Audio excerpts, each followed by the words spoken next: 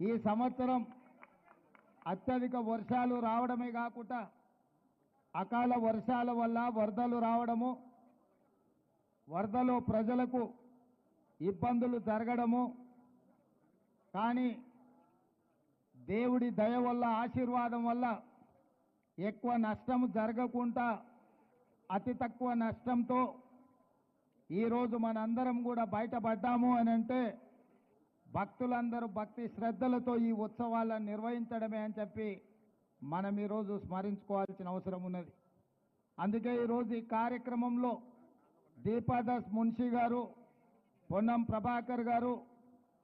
మాజీ మంత్రివర్యులు దానం నాగేందర్ గారు, మిత్రు అనిల్ కుమార్ యాదవ్ గారు రాజ్యసభ సభ్యులు, అదేవిధంగా డాక్టర్ రోహిన్ రెడ్డి గారు, విజయారెడ్డి గారు, మాజీ శాసనసభ్యులు పెద్దలు చింతల